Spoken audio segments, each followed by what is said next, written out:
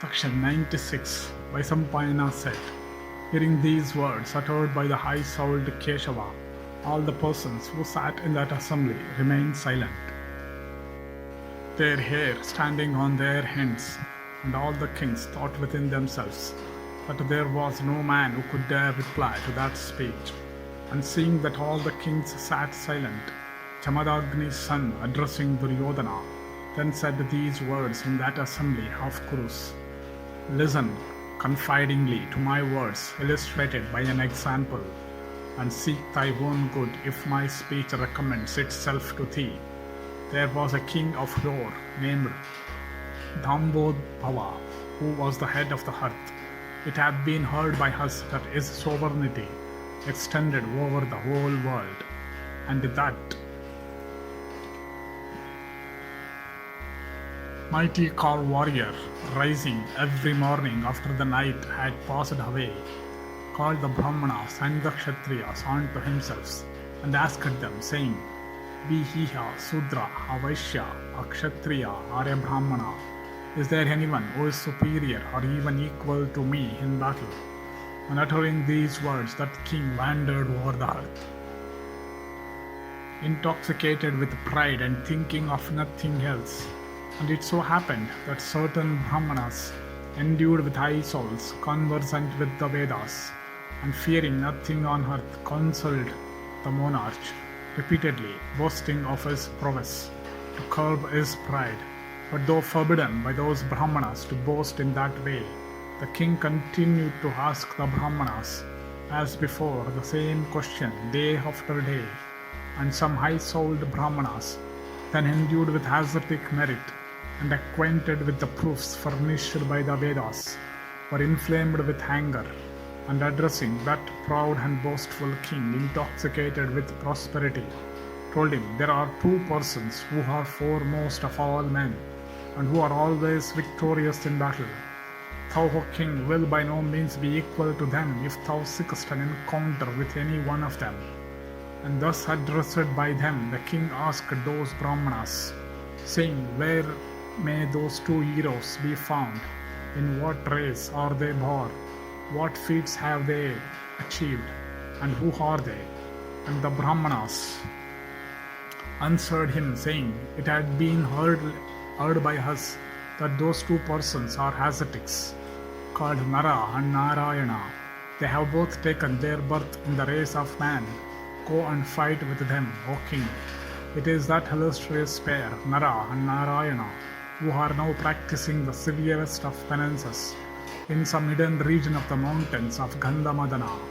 Hearing those words of the Brahmanas, that king speedily mustered his large army, consisting of 6 kinds of forces, and unable to bear their reputation, marched to the spot where those unvanquished ascetics were, and arrived at the rugged and frightful mountains of Gandhamadana. He began to search after those rishis, and at last came upon them, concealed within the woods, and beholding those two best of persons, emaciated with hunger and thirst, their veins swollen and visible, and themselves much afflicted with cold winds and hot rays of the sun, he approached them, and touching their feet, inquired after their welfare. And the two rishis received the king hospitably with fruits and roots, and seed and water. And they then inquired after the king's business, saying, Let it be done. And thus addressed by them, the king said unto them the same words that he was in the habit of saying to all. And he said, The whole earth has been conquered by the mighty might of my arms. All my foes have been slain. Desiring a battle with you both, I have come to this mountain. Offer me this hospitality. I have been cherishing this wish for a long time. Thus addressed Nara and Narayana said, O best of kings, wrath and covetousness have no place in this retreat. How can a battle therefore be possible here? There are no weapons here, and nothing of unrighteousness and malice. Seek battle elsewhere. There are many Kshatriyas on earth.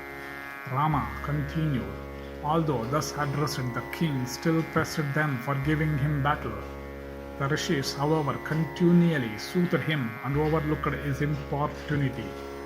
King Dhambodbhava, still desirous of battle, repeatedly summoned those rishis to fight.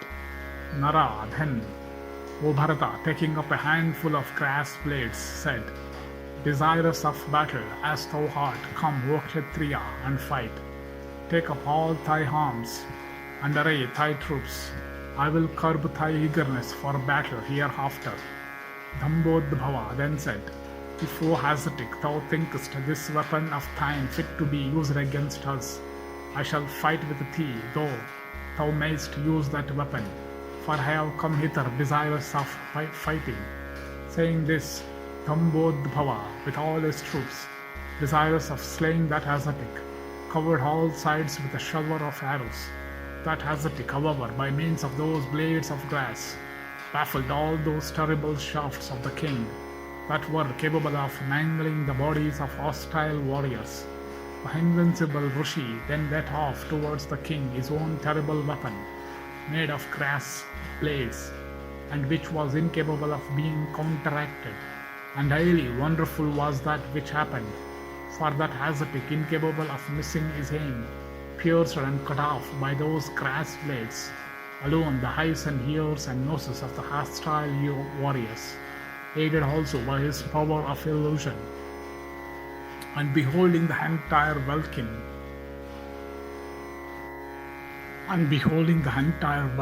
whitened by those grass blades, the king fell at the feet of the rishi and said, Let me be blessed, ever inclined to grant protection unto those that sought it. Nara then, O king, said unto that monarch, Be obedient to the Brahmanas and be virtuous.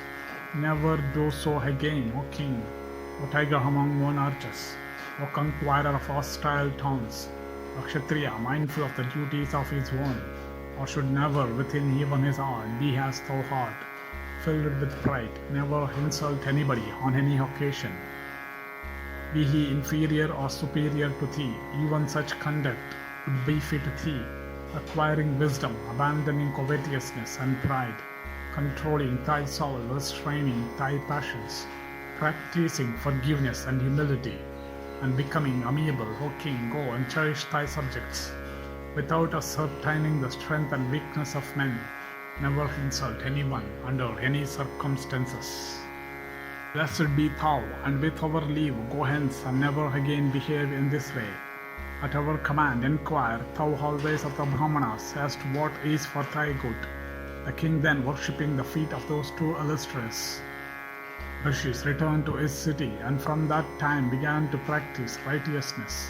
Great indeed was that feat achieved of old by Nara. Narayana again became superior to Nara in consequence of many more qualities. Therefore, O king, besides such weapons as Kakudika, Suka, Naka, Akshisantarjana, Santana, Nartana, Ghora, and Asya Modaka are placed on the string of that best of bows called Gandiva. Go thou on to Dhananjaya, laying aside thy pride. Stuck with these weapons, men always yield up their lives. Indeed, these weapons have other means corresponding with the 8 passions, such as lust, wrath, covetousness, vanity, insolence, pride, malice, and selfishness. Stuck with them, men are confounded and move about frantically, deprived of their senses. Under their influence, persons always sleep heavily, cut capers, vomit, pass urine and excreta, weep and laugh incessantly. Indeed, that Arjuna is irresistible in fight, who hath for his friend Narayana, the Creator and Lord of all the worlds, fully acquainted with the course of everything. Who is there in the 3 worlds, O Bharata, who would venture to vanquish that hero, the ape-bannered Jishnu, who hath no equal in battle? Countless are the virtues that reside in Partha. Janardana again is superior to him. Thou art thyself well acquainted with Dhananjaya, the son of Kunti. They that were Nara and Narayana in days of yore are now Arjuna and Kesava.